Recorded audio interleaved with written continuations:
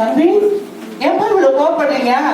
கோவப்படாதீங்க, கோவப்படாதீங்க தம்பி, கோவப்படாதீங்க தம்பி. ஆண்டவர் சொல்லிக்கிறாரு, நீங்க அன்பா இருக்கணும், கோவப்படக்கூடாது என்று சொல்லிக்கிறாரு. ஆவியின் கனியில நமக்கு வேதத்தை ஆவியின் கனியில சொல்லிருக்கிறாரு, அன்பா இருக்கணும், அன்பின் கனியை என்று தரித்துக் கொள்ளுங்க என்று சொல்லிருக்கிறாரு. அன்பின் கனியை நீங்க என்ன பண்றீங்க? தரித்துக் கொள்ளுங்க. சரிங்களா? அம்மா ஏமா நீங்க இவ்வளவு கவலைப்படுறீங்க? கவலைப்படாதம்மா, ஆண்டவர் நம்மோடு இருக்கிறார். கவலையெல்லாம் என் மேல் வச்சிருக்குன்னு ஆண்டவர் சொல்லிக்கிறாரு. அதனால நீங்க அதை கவலைப்படாதீங்க. சரிங்களா? ஆமா, அதனால வேதத்தை சொல்லியிருக்கிறாரு, ஆவியின் கனியில ஒண்ணு சந்தோஷம். கவலையை விட்டுட்டு நம்ம சந்தோஷமா இருக்கணும். சரிங்களா? சரி.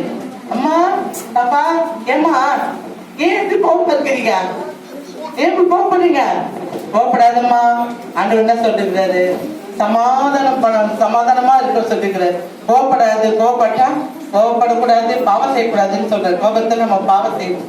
அதனால கோபத்தை விட்டு சமாதானமா இருங்க.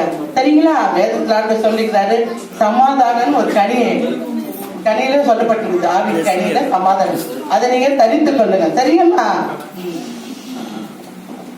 பாப்பா ஏமா இந்த பொறுமை, நீ பொறுமையா இருப்பேம்மா பாப்பா, எவ்வளவு பொறுமையா இருப்பேன். இப்ப இன்னும் கொஞ்சம் பொறுமையா இருமா, இன்னும் கொஞ்சம் பொறுமையா இரு.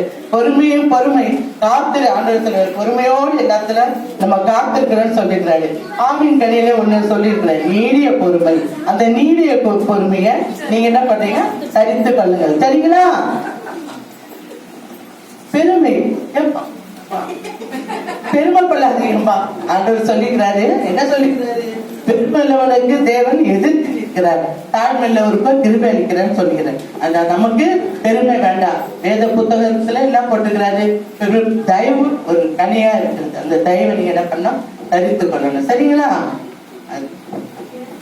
ஏப்பா தம்பி எப்படி இந்த குணம்லாம் இந்த வயசுல உனக்கு இருக்கக்கூடாது.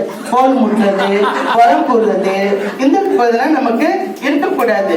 ஆண்டவர் அதுதான் சொல்றாரு, நற்குணம். வேதத்துல ஆவியின் கனியில நற்குணம் ஒண்ணு கனியை கொடுத்துட்டார். நீ நற்குணசாலியா இருக்கணும், நற்குணத்தை தரித்து கொள்ளணும். சரிங்களா?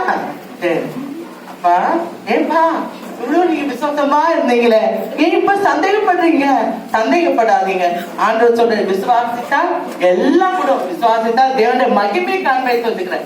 எதை குறிச்சு நீங்க சந்தேகப்படாம ஆண்டவர்ல விசுவாசமா இருங்க. அதே வேதத்துல ஏசப்பா சொல்றாரு, ஆவியின் கனியில விசுவாசம் ஒன்று சொல்லிட்டு. சரிங்களா? அது தரித்து கொள்ளணும். ஆவியின் கனி என்ன பண்ணா தரித்து கொள்ளணும். சரிங்களா? அப்பா ஏப்பா ஏன் இவ்வளவு கோவப்படுறீங்க? ஆத்திரப்படாதீங்கப்பா. அப்பா சமாதானமா, அப்பா ஆத்திரப்படக்கூடாது. கவலை நீங்க என்ன பண்றீங்க? நீங்க பொறுமையா இருக்கணும். இந்த ஆத்திரத்துல நிறைய நம்ம பாவம் செய்யக்கூடும். அதனால என்ன பண்றது? பாவம் செய்யாதபடி நீங்க என்ன பண்ணணும்? பார்த்துக்கணும். ஆவியின் கொண்டையில ஆண்டவர் என்ன சொல்லிருக்காரு? சொல்லிருக்காரு, சாந்தம் சொல்லியிருக்கிறாரு. சரிங்களா? கோபத்தை விட்டு, ஆத்திரத்தை விட்டு, சாந்தத்தை என்ன பண்ணணுமா? ஆவியின் கனியா நம்ம தரித்து கொள்ள வேண்டும். சரிங்களா? ஆத்திரத்தின் மேட்டு விட்டுடுங்க. ஆண்டவர் சொல்லிட்டு இச்சை கிடக்கும். இச்சை ஐயோ உங்க ட்ரெஸ் நல்லா இருக்கு, ட்ரெஸ்ஸோட உங்க ட்ரெஸ் நல்லா இருக்குது, நீங்க போட்டு வாட்சி ட்ரெஸ் எல்லாமே நல்லா இருக்குது. அதுமே ஆண்டவர் என்ன சொல்ற? வேதத்தை போதும் என்ற மனதனுக்குரிய தேவபக்தியை மிகுந்த ஆதாயம். எதுவா இருந்தாலும் நம்ம என்ன பண்றோம்? அடுத்தவங்க பொருள், அடுத்தவங்க காரியங்கள் யாருக்கு இச்சை படக்கூடாது. இச்சை அடக்கம் நம்ம வாழ்க்கையில வேணும். அதே வேதத்தை ஆண்டு சொல்லிருக்கிறாரு, இச்சை அடக்கம் ஆவியின் கனியை கொடுத்திருக்கிறாரு. நம்ம அதனால அடுத்தவங்க காரியங்கள், அடுத்தவங்க பொருளுக்கு இச்சைப்படாதபடி ஆவியின் கனியாக இச்சை அடக்கத்தை நாம் தரித்து கொள்ள வேண்டும். சரிங்களா?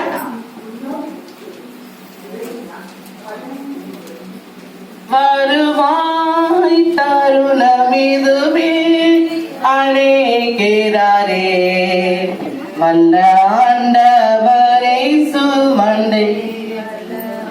வருவாய் தருணமிதுவே அழைக்கிறாரே, வல்ல ஆண்டவரை சுமண்டை. அழக மாயை நிலைத்திடாதே, அதை நம்பாதே என்றிடுமே. அழகு மாயை நிலைத்திடாதே, அதை நம்பாதே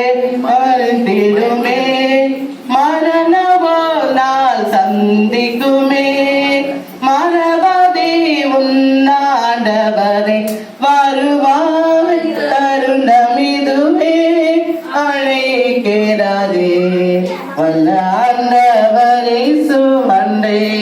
அதனால நம்ம இந்த ஆவின் கனிகள் அன்பு, சந்தோஷம், அன்பு, சந்தோஷம், சமாதானம், நீடிய பொறுமை, தயவு, நற்குணம், விசுவாசம், சாந்தம், இச்சை அடக்கத்தை நம்ம வாழ்க்கையில அணிகலனாக தரித்து கொண்டு நம்ம இனி வரும் வாழ்க்கையில நம்ம ஆண்டவருக்கு மகிமையா வாழ வேண்டும்.